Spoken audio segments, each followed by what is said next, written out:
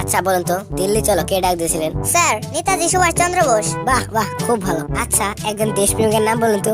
অনেকেই তো আছে, যেমন মহাত্মা গান্ধী। বাহ বাহ, খুব সুন্দর। আচ্ছা বলুন তো, ভারত কবে স্বাধীন হয়? স্যার, ভারত 1942 সালে স্বাধীন হব করতে করতে শেষে 1947 সালের 15 আগস্ট স্বাধীন হয়। খুব সুন্দর। এটাই লাস্ট প্রশ্ন। বলুন তো, আকাশে কতগুলো তারা আছে? স্যার, এখনো সেটা জানা যায়নি, তবে বিজ্ঞানীরা এটা নিয়ে গবেষণা করছে। এবার আপনি আসতে পারেন।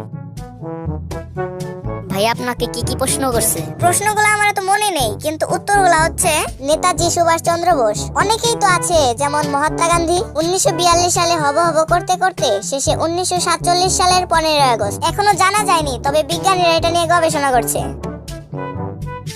আপনার নাম কি? নেতাজি সুভাষচন্দ্র বোস। আপনার বাবার নাম কি? অনেকেই তো আছে, যেমন মহাত্মা গান্ধী। আপনার কবে জন্ম হয়েছে? 1942 সালে হব করতে করতে শেষে 1947 সালের 15 আগস্ট। আপনি কি পাগল হয়ে গেছেন? এখনো জানা যায়নি, তবে এটা নিয়ে বিজ্ঞানীরা গবেষণা করছে।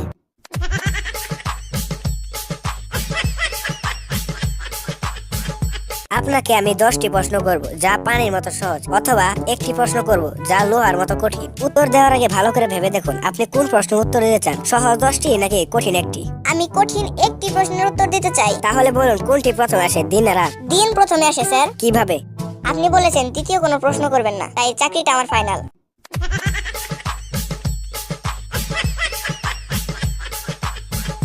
একজন মানুষ কিভাবে 8 দিন না ঘুমিয়ে থাকতে পারে? কোনো সমস্যাই নেই, সে রাত্রে ঘুমাবে। একটি দেওয়াল বানাতে 8 জন লোকের যদি 10 ঘন্টা সময় লাগে, তাহলে 4 জন লোকের কতক্ষণ সময় লাগবে? কোনো সময় লাগবে না, কারণ 10 জন লোক সেই দেওয়ালটি ততক্ষণে তৈরি করে ফেলবে।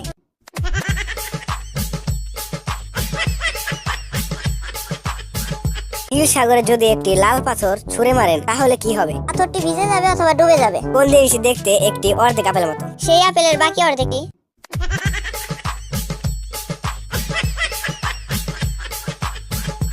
এক হাতে একটি হাতিকে কিভাবে উপরে তুলবেন? এক হাতে আটবে এমন হাতিকে জীবনেও খুঁজে পাবেন না। কংক্রিটের মেঝেতে ডিম ফেলবেন, কিন্তু ফাটবে না, কিভাবে করবেন এটা? কংক্রিটের মেঝে অনেক শক্ত, তাই ফাটার কোনো আশঙ্কাই নেই।